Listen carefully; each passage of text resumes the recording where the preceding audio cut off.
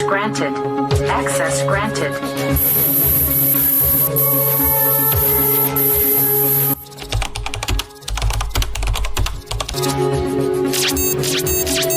Assalamualaikum. I hope you all are fine and doing well.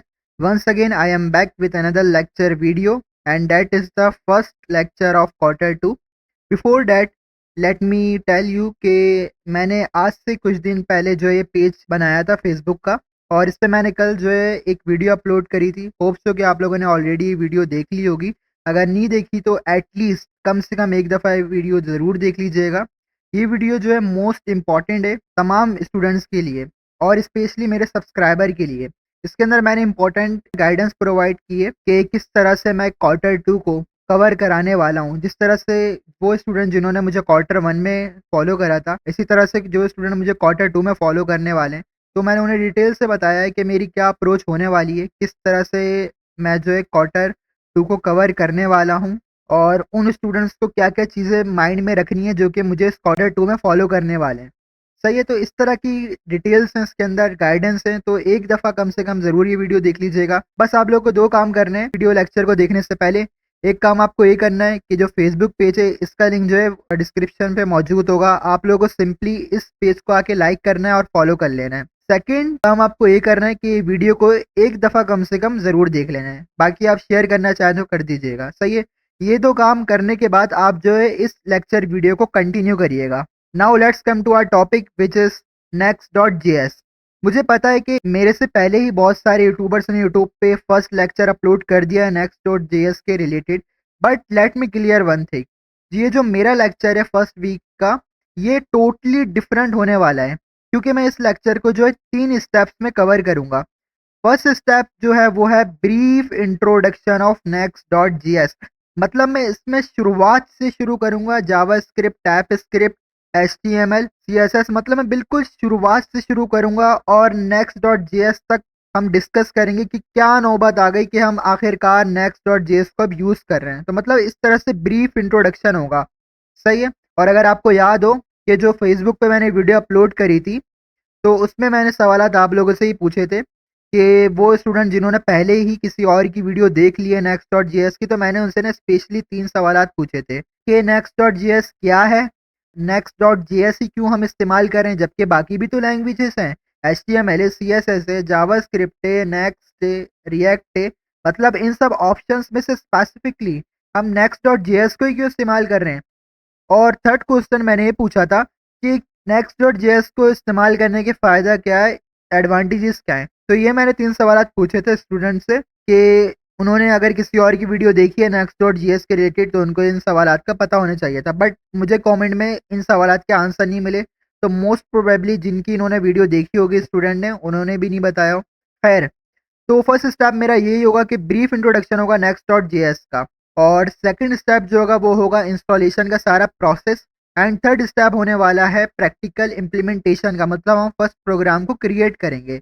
सही है? Major जो step है ना वो फर्स्ट स्टेप ये जिसके अंदर होगा ब्रीफ इंट्रोडक्शन। तो आप लोग को टेंशन नहीं लेनी, बहुत ही ज़्यादा सिमिलर वे में रिलेटेबल एग्जाम्पल देके डिटेल से हर चीज़ को एक्सप्लेन करूंगा और फर्स्ट स्टेप से ही जो है आपकी बेस करना स्टार्ट होगी। और जिस तरह से मैंने आप लोगों से प्रॉमिस करा था, ये जो मैंने वीडियो अपलोड करी है कल इसमें, कि अगर आप मुझे फॉलो करते हैं इस क्वार्टर 2 की जर्नी में, तो मैं आप लोग की इस जर्नी को और इंटरेस्टिंग बनाने की मैं भरपूर कोशिश करूँगा। तो इसी तरह से जो आज का लेक्चर है ये भी जो है आप लोगों के लिए काफ़ी ज़्यादा इंटरेस्टिंग होगा और आप लोगों को मज़ा आएगा देखने में लेक्चर। तो स्टार्ट करते हैं lecture without any further delay. सबसे पहले तो मैं आप लोगों से ये पूछना चाहता हूँ कि जो हमारे कोर्स का टाइटल है एआई वेब 3.0 एंड मेटावर्स, तो ये जो वेब के आगे 3.0 बल्कि इसे जो है 3.0 पढ़ते हैं, तो 3.0 क्यों लिखा हुआ है? और जाहिर सी बात है 3.0 है अभी, तो इससे पहले 2.0 होगा और उससे पहले जो है 1.0 होगा। तो क्या वजह थी कि अपग्रेड करना पड़ा 1.0 से 2.0 पे, फिर उसके बाद दोबारा से अपग्रेड करना पड़ा 3.0 पर? तो इसका ही बेसिक कॉन्सेप्ट जो है मैं आपको समझाने वाला हूँ। सबसे पहले हम ये डिस्कस करते हैं कि वेब 1.0 क्या चीज़ थी। सही है? तो आपके स्क्रीन पे ये नोट शो हो रहे होंगे।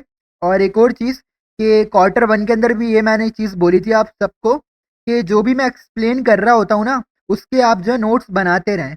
सही है? और कुछ ऐसे स्टूडेंट थे जब क्वार्टर 1 के एग्ज़ाम स्टार्ट हो गए थे, तो उन्होंने जो है मुझे नोट्स बना के सेंड करे थे कि सर जब आप हमें बोलते थे ना नोट बनाने का, तो हम साथ-साथ बनाते रहते थे। तो सिमिलरली आप लोगों को इस चीज़ को अब दोबारा से कंटिन्यू करना है।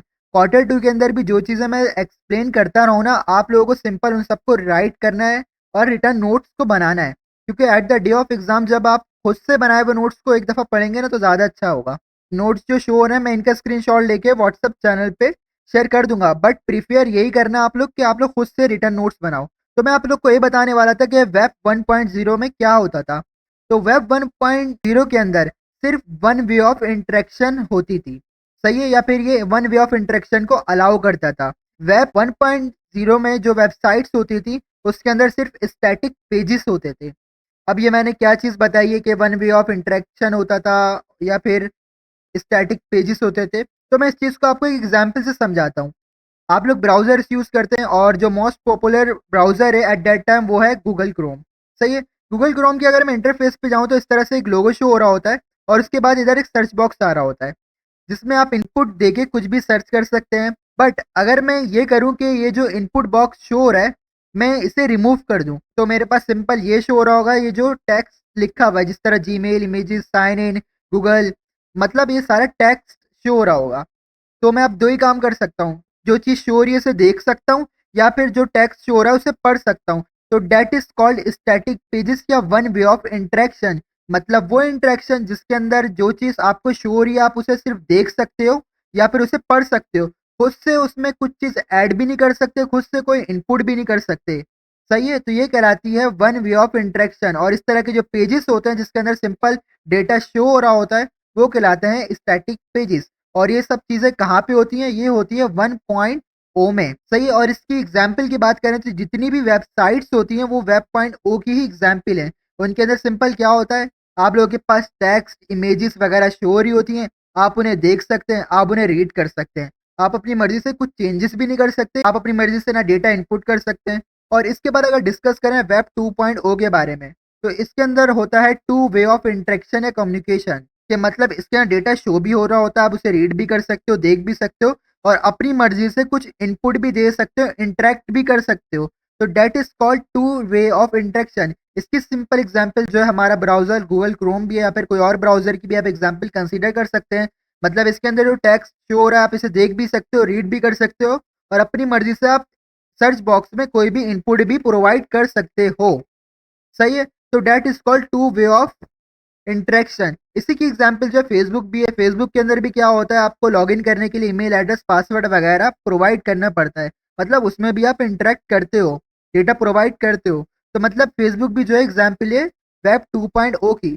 होप्स सो कि जो कॉन्सेप्ट है वेब 1.0 का और वेब 2.0 का क्लियर हो गया होगा कि क्या होता है स्टैटिक पेजेस, क्या होती है वन वे ऑफ इंटरेक्शन, क्या होती है टू वे ऑफ इंटरेक्शन। अब बात कर ली जाए वेब 3.0 के बारे में, तो ये और ज़्यादा एडवांस होती है। इसमें जो है फिर ब्लॉकचेन का कॉन्सेप्ट आ जाता है। बट फॉर नाउ आपको सिंपल याद रखना है वेब 1.0 के बारे में और वेब 2.0 के बारे में। सही है? जिस तरह मैंने आपको बताया कि वेब 1.0 को यूज़ करके वेबसाइट्स वगैरह बनती हैं, इसी तरह से वेब 2.0 को जो यूज़ करके हम बनाते हैं उसे वेब एप्स कहते हैं। यस एग्ज़ैक्टली, जो गूगल है वो एग्ज़ाम्पल है वेब ऐप की। इसी तरह से फेसबुक भी जो एग्ज़ाम्पल है वेब ऐप की या फिर आप वेब एप्लीकेशन भी कह सकते हैं। तो आप लोगों को क्लियर हो गया होगा कि what is the difference between web app and websites. सही है? तो ये एक छोटा-सा कॉन्सेप्ट था और आप लोग को क्लियर भी हो गया होगा। अब हम डिस्कस करने वाले हैं एचटीएमएल, सीएसएस एंड जावास्क्रिप्ट के बेसिक कॉन्सेप्ट्स को। सही है? मैं स्टेप बाय स्टेप लेके चलूँगा। बाद हम रिएक्ट की तरफ आते हैं, रिएक्ट के बाद आएँगे हम नेक्स्ट.जेएस पे। क्योंकि देखिए डायरेक्टली नेक्स्ट.जेएस पढ़ने से ना आपके कॉन्सेप्ट क्लियर नहीं होंगे, क्योंकि एचटीएमएल, सीएसएस, जावास्क्रिप्ट, रिएक्ट और नेक्स्ट.जेएस ये आपस में एसोसिएटेड हैं। सही है? तो इसके लिए आपको अगर बेस स्ट्रॉन्ग करनी है ना, तो line by line, step by step आपको हर चीज़ के बारे में कुछ ना कुछ पता होना चाहिए। सही है? तो इसी वजह से जो है पहले हम डिस्कस करने वाले हैं एचटीएमएल, सीएसएस, जावास्क्रिप्ट। और अगर आप मुझे ऑलरेडी पहले से फॉलो कर रहे हैं, तो जो मैंने चैनल पे फर्स्ट वीडियो अपलोड करी थी, तो उसमें मैंने यही डिस्कस करा था कि what is HTML, CSS and JavaScript. जैसा कि आपकी स्क्रीन पे भी शो हो रही होगी, जो मेरी 1 साल पुरानी वीडियो है, उसका टाइटल भी ये था कि what is HTML, CSS, JavaScript. अब क्योंकि मैं पहले ही जो है इसको बहुत ज़्यादा डिटेल से एक्सप्लेन कर चुका हूँ, जिस तरह आप देख सकते हैं कि ये 15 मिनट्स की वीडियो है, वैसे तो ये अप्रॉक्सिमेट 10 मिनट की वीडियो होगी।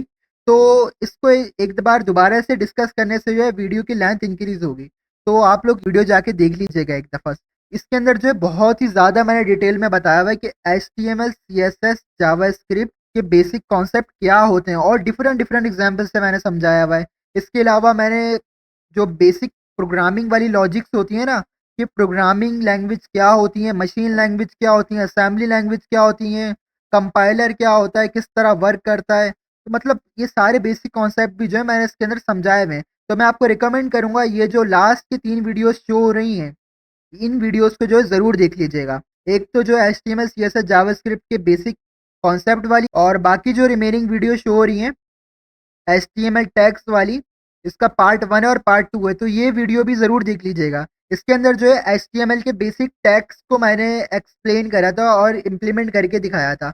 और ये चीज़ मैं इसलिए बोल रहा हूँ कि एक दफ़ा देख लीजिएगा, क्योंकि next.js में जो आप प्रोग्रामिंग कर रहे होंगे तो उसके अंदर भी जो है बेसिक टैग्स जो है आप यूज़ कर रहे होंगे। जिस तरह आप लोगों ने फर्स्ट प्रोग्राम अगर बनाया है तो उसमें जो है आपने हेडिंग टैग, पैराग्राफ टैग वगैरह को यूज़ करा होगा। तो इसी तरह के बेसिक टैग्स जो हैं वो मैंने इधर एक्सप्लेन करे हुए हैं। तो आई विल रिकमेंड यू कि ये 3 वीडियोस देख लीजिएगा। इससे आपके जो कॉन्सेप्ट हैं बेसिक वो क्लियर हो जाएँगे। सही है? तो ये तो हो गई HTML, CSS और जावास्क्रिप्ट की बात। और ट्रेडिशनली हम वेब डेवलपमेंट के लिए, चाहे हम वेबसाइट्स बनाते हैं या वेब एप्स बनाते हैं, हम ट्रेडिशनली HTML, CSS और जावास्क्रिप्ट को ही यूज़ करते थे।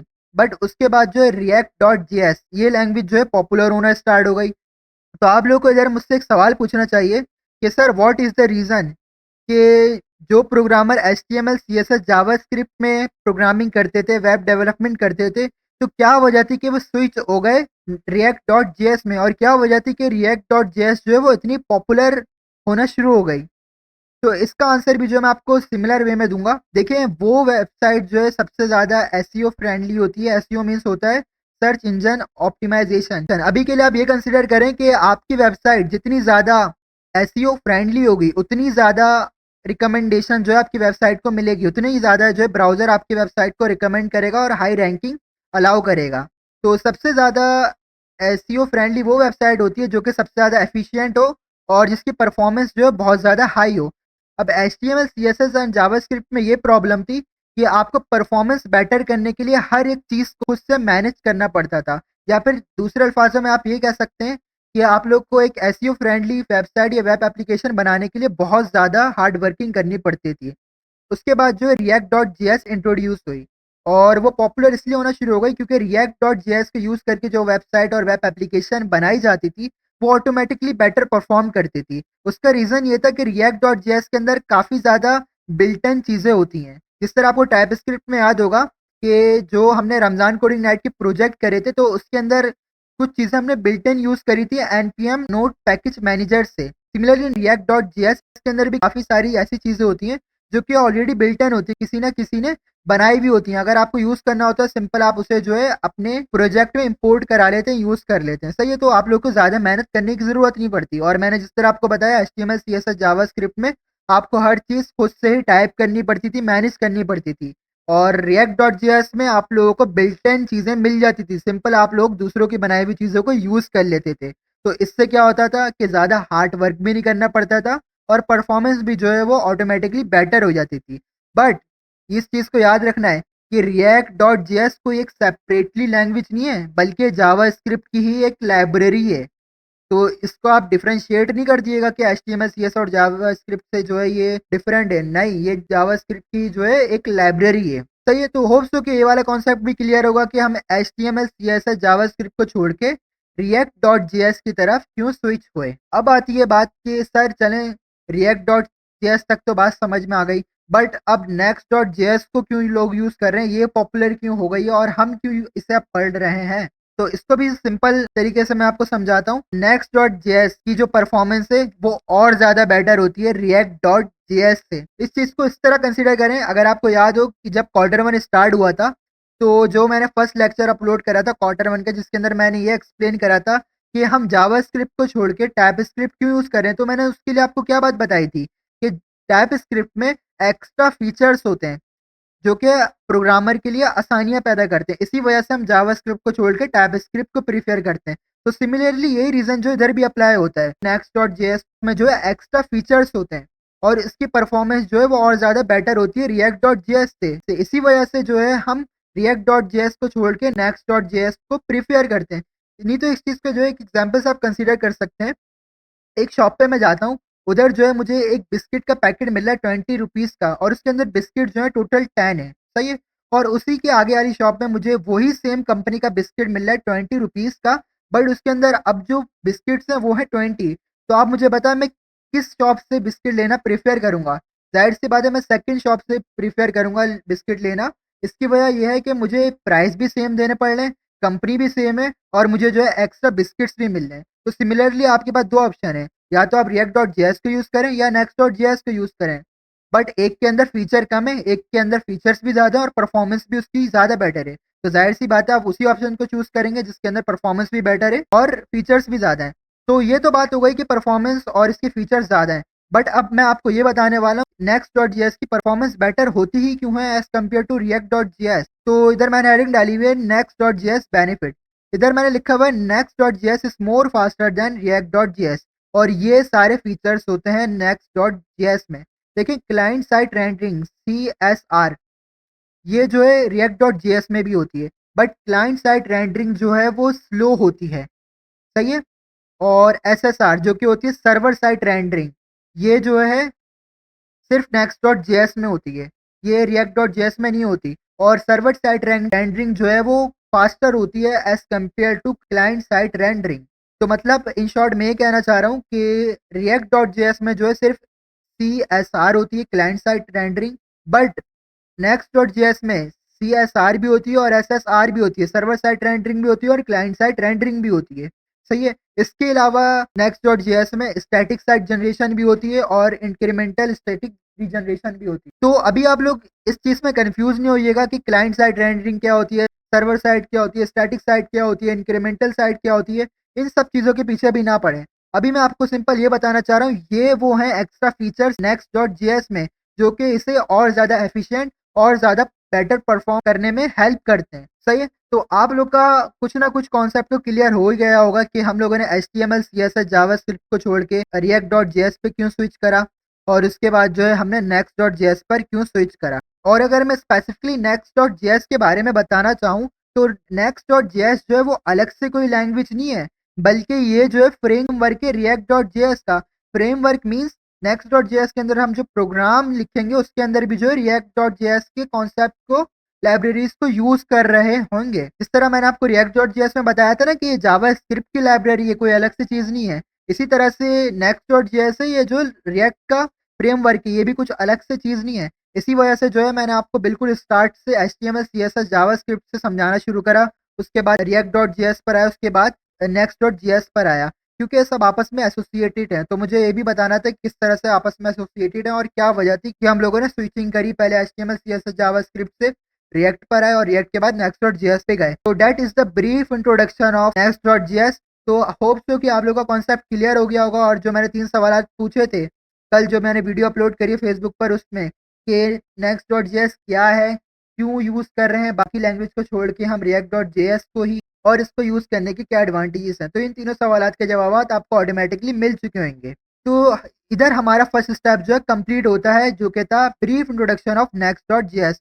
और एक बात याद रखनी है, मैंने आप लोगों को एचटीएमएल सीएसएस जावास्क्रिप्ट के लिए ये सजेस्ट करा है कि आप मेरे चैनल पे जाएँगे, सबसे लास्ट वीडियो होगी, नहीं तो देखें इधर लिखा हुआ आ रहा था ओल्डेस्ट, आप इसके ऊपर क्लिक करेंगे तो शो हो जाएँगी। ये जो स्टार्टिंग की 3 वीडियोज़ शो हो रही है ना, एचटीएमएल सीएसएस वाली, एचटीएमएल टैग का पार्ट 1 और पार्ट 2, ये 3 वीडियो ज़रूर देखिएगा, सही है? इससे आपके जो बेसिक कॉन्सेप्ट है ना एचटीएमएल, सीएसएस, जावास्क्रिप्ट के और एचटीएमएल टैग्स के, वो क्लियर हो जाएँगे और एक कॉन्सेप्ट क्लियर होना ज़रूरी है, अगर आप इम्प्लीमेंट करना चाहते हैं next.js को, सही है? तो जब आप ये वीडियोज़ भी देख लेंगे और ये जो मेरी एक्सप्लेनेशन मैंने आपको दी है, आप ये भी सुन लेंगे, तो आपका फर्स्ट स्टेप जो इधर कंप्लीट होता है।